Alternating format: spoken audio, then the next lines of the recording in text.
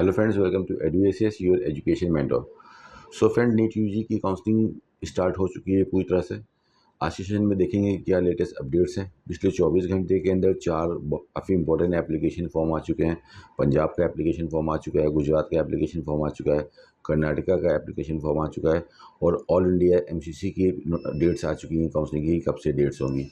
काफ़ी much awaited था कि भाई काउंसलिंग कब से स्टार्ट होगी, तो के ने अपनी डेट्स निकाल के दे दी हैं। सबसे पहले मैं कर्नाटका की बात करूँगा। बिकॉज कर्नाटका काफ़ी इंपॉर्टेंट स्टेट है, काफ़ी पूरे इंडिया के जो टॉप स्कोरर्स रहते हैं उनकी नज़र रहती है कर्नाटका की काउंसलिंग पे। तो कर्नाटका ने कल 14 को अपना सारा सब कुछ डिटेल्स निकाल दी हैं कि उसका पूरा शेड्यूल निकाल दिया है कि काउंसलिंग में मेरे रजिस्ट्रेशन कब होंगे, डॉक्यूमेंट वेरिफिकेशन कब होंगे, हमारे जो भी उसकी गाइडलाइंस है, नोटिफिकेशन है, बुलेटिन है, वो सारा सब कुछ आ चुका है। तो कर्नाटका में दो टाइप के बच्चे पार्टिसिपेट करेंगे। एक तो जो कर्नाटका के जो बच्चे हैं जिनके पास नेटिविटी है कर्नाटका की, और काफ़ी बच्चे जो नॉन कर्नाटका के हैं, जो दूसरे स्टेट से बिलोंग करते हैं, वहाँ की ओपन सीट के लिए ट्राई करेंगे, या वहाँ पे एनआरआई सीट के लिए ट्राई करेंगे, या वहाँ पे क्यू कोटा से ट्राई करेंगे, या सेंट जॉन्स मेडिकल कॉलेज के लिए माइनॉरिटी से ट्राई करेंगे। उन सभी के लिए देख लेते हैं कि क्या इंपॉर्टेंट सेक्शंस हैं। आज 15 तारीख से कर्नाटका के रजिस्ट्रेशन उसकी ऑफिशियल वेबसाइट ke.kar.nic.in के ऊपर स्टार्ट हो चुके हैं और ये 21 तक आपके ऑनलाइन रजिस्ट्रेशन चलते रहेंगे। फर्स्ट पार्ट काफ़ी सिंपल सा है। आपको फॉर्म लॉगिन करना है, बेसिक वहाँ पे रजिस्ट्रेशन करना है और अपना काउंसलिंग फ़ीस पेमेंट 2500 रुपीज़ का कर देना है अगर आप नॉर्मल बच्चे हो तो। ये सब करने के बाद फिर वहाँ पे आपको अपने एकेडमिक डॉक्यूमेंट्स को अपने अपलोड करना है। सारा ऑनलाइन मोड पे अपलोड होगा और उसकी सारी डिटेल्स फिल करनी है। वो सब करने के बाद आपको एक सिक्योरिटी की मिल जाएगी, पासवर्ड मिल जाएगा, उसको काफ़ी संभाल के रख देना है। खो गया है तो वो आपकी मिस्टेक है कि ये दोबारा से वो इशू नहीं करेगा सिक्योरिटी की। और उसी सिक्योरिटी की को लॉगिन करके फिर आगे आपकी सीट मैट्रिक्स आएंगी और 2023 में क्या ट्यूशन फीसेस रहने वाली है, उन सब ट्यूशन फीसेस को देखने के बाद अपनी स्कोर के अकॉर्डिंग फिर आप अपनी चॉइस फिलिंग करेंगे। वन टाइम ही चॉइस फिलिंग होती है, एक बार चॉइस फिल कर दी तो एडिट का ऑप्शन नहीं आता है। पहले मॉक अलॉटमेंट आएगा। मॉक अलॉटमेंट में आप देख पाओगे कि क्या सीट टेंटेटिवली आपको मिल रही है। अगर उसमें आप कुछ एडिट करना चाहते हो, ऑल्टर करना चाहते हो, तो वो वहाँ पे ऑप्शन रहता है, वहाँ पे एडिट कर सकते हो। फिर आपका फाइनल रिजल्ट आता है। फाइनल रिजल्ट आने के बाद ये आपको चार ऑप्शन देगा। पहला ऑप्शन रहेगा कि ये सीट में को पसंद है, ये सीट को मैं परमानेंटली ज्वाइन करना चाहता हूँ और सेकंड राउंड के अंदर मैं मुझे पार्टिसिपेट नहीं करना है। फर्स्ट ऑप्शन ये आता है। सेकंड ऑप्शन ये आता है कि जो सीट में मुझे मिली है इस सीट को मैं एक्सेप्ट करता हूँ, इस सीट को मैं ज्वाइन करना चाहता हूँ, लेकिन मैं सेकंड राउंड में भी अपग्रेड के लिए भी जाना चाहता हूँ और सेकंड राउंड में भी चॉइस फिल करना चाहता हूँ। थर्ड ऑप्शन ये आता है कि जो सीट मुझे मिली है इस सीट को मैं इंटरेस्टेड नहीं हूँ, इस सीट को मैं लेफ्ट करना चाहता हूँ, लेकिन फर्दर राउंड में आगे के ये कि सेकंड राउंड में या मॉकअप राउंड में मुझे पार्टिसिपेट करना है, उसकी मैं विल देता हूँ। और फोर्थ ऑप्शन ये आता है जो मुझे करंट सीट अलॉट हुई, इस सीट की मैं इंटरेस्टेड नहीं हूँ और ना ही मैं कर्नाटका में आगे फर्दर काउंसलिंग करने के लिए इंटरेस्टेड हूँ, I will see some other counselling. इसको आपको सेलेक्ट करना रहता है और फिर उसके अकॉर्डिंगली फिर आपको आगे चल के अपना डॉक्यूमेंटेशन करके फ़ीस पेमेंट करके सीट को उठाना पड़ता है। डॉक्यूमेंट अपलोडिंग जब आप वहाँ पे वेबसाइट से अपना अलॉटमेंट लेटर डाउनलोड करोगे तभी आपको वहाँ पे ऑनलाइन पेमेंट करना रहता है, कुछ इनिशियल पेमेंट करना रहता है, बाकी फिर आपको कॉलेज जाके पेमेंट करना रहता है। जो डॉक्यूमेंट वेरिफिकेशन वाला जो काम रहता है, एक तो पार्ट हो गया कि हम सभी ने बैठ के अपने अपने घरों से, ऑफिस से, जहाँ से भी अपने मेंटर्स के पास अपने ऑनलाइन अपना फॉर्म फिल करा लिया। लेकिन what about the document uploading? क्या मुझे कर्नाटका जाना है? जो दूसरे स्टेट के बच्चे जिन्होंने कर्नाटका में ओपन कैटेगरी से 9 लाख 10 लाख वाली फीसेस के लिए फॉर्म फिल किया है, तो वो आप लोग को डॉक्यूमेंट वेरिफिकेशन के लिए नहीं जाना है। जो स्पेशल कैटेगरीज वाले बच्चे बाहर से हैं, जैसे जो सेंट जॉन्स में जो डिफरेंट कैटेगरीज हैं, कैटेगरी 2 से 8 वाले, उन लोग को वहाँ पे प्रेजेंट होना है, डॉक्यूमेंट वेरिफिकेशन कराना है। जो रिलीजियस माइनॉरिटीज़ के थ्रू जा रहे हैं उनको वहाँ पे प्रेजेंट होना है, डॉक्यूमेंट वेरिफिकेशन कराना है। रिलीजियस माइनॉरिटीज़ के लिए भी क्रिश्चियन माइनॉरिटी और मुस्लिम माइनॉरिटी के पैन इंडिया से एप्लीकेशन एक्सेप्ट करता है कर्नाटका, लेकिन पहला प्रिविलेज वो अपने होम स्टेट कर्नाटका के बच्चों को देगा। अगर कर्नाटका वाले सारे बच्चे ओवर हो जाएंगे तब वो बाहर वाले एप्लीकेशन को रिलीजियस माइनॉरिटीज़ को एक्सेप्ट करेगा। जो बच्चे एनआरआई से चॉइस फिलिंग कर रहे हैं उनको डॉक्यूमेंट वेरिफिकेशन के लिए फिजिकल प्रेजेंट होना पड़ेगा, लेकिन जनरल वाले बच्चों को सारा काम ऑनलाइन हो जाएगा। ऑनलाइन मोड पे सब कुछ आपको सारे फॉर्म फिल करना है और डॉक्यूमेंट अपलोडिंग करनी है, फीस पेमेंट करना है, सारे ऑप्शन ध्यान से देखने हैं। काफ़ी टेक्निकल काउंसलिंग होती है के की, और उसके बाद आपको जो भी आपके बेस्ट ऑप्शन है, अब फीसेस देखने के बाद आपने चॉइस को फिल कर दिया, फिर डाल दिया।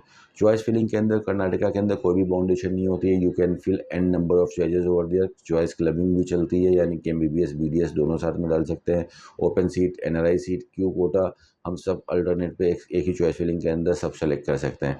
इसके अंदर कोई भी बाउंडेशन नहीं होती है, लेकिन उसका जो कोर कॉन्सेप्ट होता है चॉइस प्रेफरेंसेस का, वो ये रहता है कि जो बेस्ट सीट हो उसको सबसे ऊपर डाला जाए।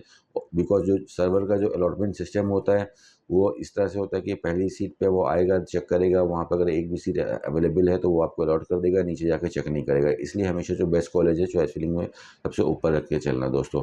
तो कहिए कि रजिस्ट्रेशन चल रहे हैं, आप लोग कहिए कि पे जाके अपने रजिस्ट्रेशन करा लीजिए, पेमेंट कर लीजिए और उसके बाद डॉक्यूमेंट अपलोडिंग कराना स्टार्ट कर दीजिए। जो स्पेशल कैटेगरीज वाले बच्चे हैं, एनआरआई वाले और क्रिश्चियन माइनॉरिटीज़ वाले बच्चे, उनको फिजिकल रूप पे वहाँ पे कर्नाटका पे जाके अपना डॉक्यूमेंट अपलोडिंग भी कराना है कर्नाटका का। जो सिक्योरिटी की मिलेगी उसको काफ़ी संभाल के रखना है और फॉर्म को अच्छी तरह से आपको दे के चलना है। अगर उसके अलावा भी कोई चीज़ नहीं समझ में आ रही है तो आप टीम एडुसी से कॉन्टैक्ट कर सकते हो। We are here to help you out. जो इतनी हेल्प हो सकेगी हम आपकी करेंगे, जिससे कि आपकी कोई भी काउंसलिंग में प्रॉब्लम ना आए। पंजाब भी अपने एप्लीकेशन फॉर्म निकाल चुका था परसों, और पंजाब के भी रजिस्ट्रेशन चल रहे हैं। पंजाब एक क्लोज स्टेट है, वहाँ पे बाहर स्टेट वाले बच्चे केवल बीडीएस कोर्स में एडमिशन ले सकते हैं, एमबीबीएस में नहीं ले सकते हैं। एमबीबीएस में फर्स्ट डिग्री एनआरआई वाले बच्चे जा सकते हैं, स्पॉन्सर कैटेगरी वाले एनआरआई वाले बच्चे पंजाब के अंदर नहीं जा सकते हैं। ठीक है, पंजाब में 13 तारीख से एप्लीकेशन चल रहे थे, 20 तारीख तक आपके एप्लीकेशन चलेंगे, ऑनलाइन रजिस्ट्रेशन चलेंगे, ऑनलाइन पेमेंट होगा। पंजाब ने जो फॉर्मेट दे के रखे हैं उसको ध्यान से देखना है। डोमिसाइल के लिए जो तहसीलदार से डॉक्यूमेंट बता के रखा है उसी फॉर्मेट पे वो बन के आएगा, तहसीलदार से टेस्ट होके आएगा। अगर आपके पास टाइम नहीं है, आप तहसीलदार के पास नहीं जा रहे हैं, तो जो आपके शहर में आपके आसपास में जो जन सुविधा केंद्र वाले जो लोग रहते हैं, जो आधार कार्ड पैन कार्ड बनाते हैं, आप उनकी हेल्प ले सकते हो, वो भी यह काम आपको करवा सकते हैं। लेकिन किसी भी स्टेट के अंदर, चाहे राजस्थान हो, चाहे गुजरात हो, चाहे हरियाणा हो, चाहे पंजाब हो, अगर वो अपनी वेबसाइट पे खुद के फॉर्मेट निकाल लें तो आपको उसी फॉर्मेट को फिल करके अटैच करके ही अपलोडिंग करनी रहती है। You can produce the document made by your own. काफ़ी लोग ऐसा बोलते हैं कि मेरे पास है डोमिसाइल, मेरे पास है नेटिविटी बन के रखी हुई है, तो मैं इसको क्यों बनाऊं। नहीं, आपको वेरिफिकेशन से वो बाहर कर देगा। वो बोलेगा कि मैंने आपको फॉर्मेट दिया था तो आपको हमारे फॉर्मेट के अनुसार चलना था, आपको हमारे गाइडलाइंस के अनुसार चलना है। You can not edit in the mean while. ठीक है, तो ये सब छोटी छोटी सी चीज़ें होती है, लेकिन यहाँ पे गलती ना हो इसको ध्यान से देखना है। तो पंजाब में सिर्फ नेटिविटी वाले बच्चे ही काउंसलिंग करेंगे। पंजाब में एक चीज़ ध्यान रखिएगा कि आप लोग से पहले एक डिक्लेरेशन ले लेती है पंजाब गवर्नमेंट की, अगर आप हमारे स्टेट पंजाब के अंदर काउंसलिंग कर रहे हो तो आप बाहर कहीं पे काउंसलिंग नहीं कर सकते हो।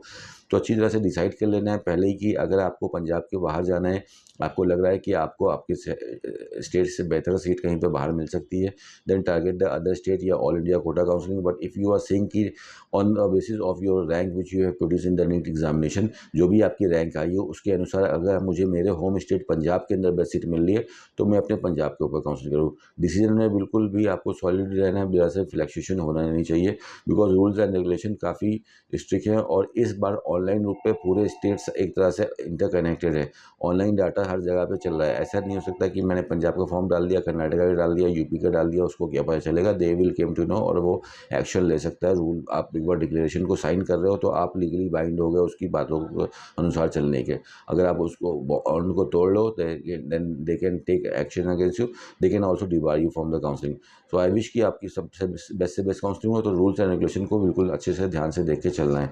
उसके बाद पंजाब के ऑनलाइन रजिस्ट्रेशन करने के बाद जो स्पेशल कैटेगरीज वाले बच्चे हैं, जो डिफेंस वाले बच्चे हैं, फ्रीडम फटाई वाले बच्चे हैं, एनआई कोटा वाले बच्चे हैं, माइनॉरिटीज़ वाले बच्चे हैं, सिख माइनॉरिटी वाले, क्रिश्चियन माइनॉरिटी वाले, आप सभी की डेट्स आ गई है वेरिफिकेशन की। आप लोग को अपनी वेरिफिकेशन डेट्स पे जाना है वेन्यू पे भी, बाबा फरीदकोट यूनिवर्सिटी, और वहाँ पे जाके वेरीफाई करा के सीट लेके आ जाना है। उसके बाद फिर आपकी सीट मैट्रिक्स डिस्प्ले होगी है, आपकी मेरिट लिस्ट डिस्प्ले होगी। उसमें अपनी मेरिट लिस्ट में देख के आपको एक अंदाज़ा लग जाएगा कि आप अपनी स्टेट में किस जगह पे खड़े हो, क्या रैंक आ रही है, जिस भी कैटेगरी से आपने फॉर्म फिल किया है। सीट मैट्रिक्स देखने के बाद कि क्या सीट कुछ एड ऑन करी है पंजाब ने कि नहीं, कि टोटल लास्ट ईयर का कॉपी पेस्ट है उतनी सीटें आई हैं। फिर हम आपको वहाँ पे चॉइस फिलिंग करते हो। चॉइस फिलिंग का कॉन्सेप्ट भी यही होगा कि एक ही कोई भी बाउंडेशन नहीं होगी चॉइस फिलिंग में पंजाब में। एक ही चॉइस फिलिंग के अंदर आप government quota, semi government quota, मैमेन कोटा तीनों को क्लब कर सकते हो। फीसेस पंजाब गवर्नमेंट पहले ही निकाल चुकी है, लास्ट ईयर जो फीसेस थी वही फीसेस इस बार कॉपी भी हैं। There is nothing change in the tuition fees. लगभग जो मैमेन सीट वाली फ़ीस है 55 लाख रुपीज़ की फ़ीस बैठ रही है, जो नॉर्मल वाली है अंदर अब 30 लाख रुपीज़ के अंदर फीस बैठ रहा है पूरा पैकेज। तो इस हिसाब से आप पंजाब के लिए जा सकते हो। अब जल्दी से आ जाते हैं गुजरात के ऊपर। Gujarat is also a close state. Gujarat अपने होम स्टेट गुजरात वाले बच्चों के साथ ही काउंसलिंग करता है। अदर स्टेट्स को वहाँ के प्राइवेट मेडिकल कॉलेज के में काउंसलिंग करने के लिए पार्टिसिपेशन नहीं मिलता है, इन्विटेशन नहीं मिलता है। लेकिन जो बच्चे एनआरआई स्टेटस रखते हैं, जो फर्स्ट डिग्री एनआरआई हैं, जिनके मम्मी पापा एनआरआई हैं या खुद वो एनआरआई हैं, तो वो वहाँ के जो जितने भी कॉलेज हैं, चाहे गवर्नमेंट हो और जीएमईआरस है या प्राइवेट मेडिकल कॉलेज जिसमें एनआरआई कोटा है, उन सभी के लिए वो एलिजिबल है, वहाँ पे वो काउंसलिंग करा सकते हैं। आप सभी को सबसे पहले पिन परचेज़ करना है। लास्ट ईयर 200 रुपीज़ का पिन था, इस बार 1000 का हो गया है। लास्ट ईयर ऑफलाइन मोड पे यहाँ पे सिक्योरिटी जमा होती थी, 10,000 रुपीज़ का डिमांड ड्राफ्ट बना के वेरिफिकेशन के टाइम पे आपको वेरिफिकेशन सेंटर में देना रहता था, लेकिन इस बार वो ऑनलाइन मोड पे कर दिया गया है। यानी कि 11,000 रुपीज़ का वन टाइम ही एक ही बार पेमेंट हो जा रहा है। उसकी रिसिप्ट को बड़ा संभाल के रखिएगा। आप कोई भी फॉर्म को फिल कर रहे हो डियर फ्रेंड, चाहे कर्नाटका का कर रहे हो, चाहे पंजाब का कर रहे हो, चाहे गुजरात का कर रहे हो, उसमें जहाँ-जहाँ पे कंफर्मेशन पेज आएँगे, पेमेंट की रिसिप्ट आएगी, कंफर्मेशन पेज आएगा, वो सब संभाल के रखना है। वेरिफिकेशन में ये सब चीज़ बहुत देखी जाती है। ऐसा नहीं कि फॉर्म फिल हो गया, मेरी ड्यूटी खत्म हो गई, नहीं, उसका आपके पास प्रूफ क्या है कि आपने फॉर्म फिल किया है, प्रूफ क्या है कि आपने सिक्योरिटी पेमेंट करी है। Then you have to take the print out of each and everything. Fine, जो फाइनल प्रिंट आउट निकलते हैं पेमेंट का, उसका प्रिंट आउट लेके अपने पास रिकॉर्ड मेंटेन कर लिया। पेज फॉर्म सबमिट हुआ पूरा, उसका कंफर्मेशन पेज निकाल के अपने पास प्रिंट आउट ले लिया। You have to take all this print out. This is very very much mandatory for your counselling verification process के लिए काफ़ी मैंडेटरी है। तो पंजाब में सॉरी ये और इनटू गुजरात, तो गुजरात में फॉर्म फिल कर लेंगे। फॉर्म फिल करते टाइम सबको सेलेक्ट करना है कौन कौन से कोटा से फॉर्म फिल कर रहा है, कौन एनआरआई से कर रहा है, कौन जनरल से कर रहा है, कौन सा आप रिजर्वेशन आप लगाना चाहते हो, SC ST OBC EWS etcetera, वो आप करके अपने कर सकते हो। और जो वहाँ के जो म्यूनसिपल बच्चे पढ़ाई कराएंगे उनके लिए भी आ, आपको वहाँ पे डॉक्यूमेंट प्रोड्यूस करना पड़ता है कि आप उस सिटी के रहने वाले हो। ये सब करने के बाद फॉर्म फिल करते टाइम ही आपके पास ऑप्शन आ जाता है आपके डॉक्यूमेंट वेरिफिकेशन का जो स्लॉट सेलेक्ट करने का, कि जैसे सपोज़ के लिए गांधीनगर मेडिकल कॉलेज में मुझे जाना है, मैं फॉर एग्जांपल मुझे जाना है 22 को, तो मैं 22 तारीख का 11 बजे तक का स्लॉट ले लेता हूँ, तो उस समय ही आपको देखा जाएगा। ऐसा नहीं कि मेरा जब मर्जी हुई तब चले गए। ऑनलाइन स्लॉट लेने के बाद आपको वेन्यू पे जाके अपने डॉक्यूमेंट को वेरीफाई कराना है। एनआरआई वाले बच्चों को भी कराना है, नॉर्मल वाले बच्चों को भी अपने डॉक्यूमेंट को वेरीफाई कराना है।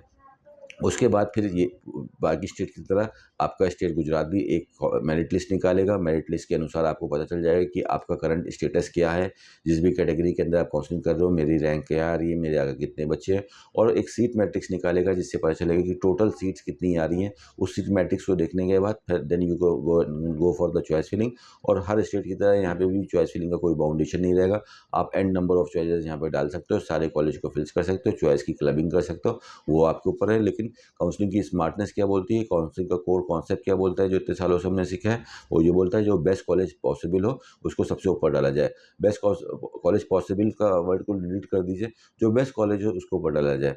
कई बार बच्चे थोड़ा सा पैनिक में डालते हैं कि सर मुझे वो कॉलेज तो मिल नहीं सकता, तो उस कॉलेज को नहीं डालें। नहीं, अगर इन केस मिल सकता था, किसी की गलती से आपको मिल सकता था, तो डालना ज़रूरी होता है, तो हमने उस कॉलेज को ऊपर लगा दिया।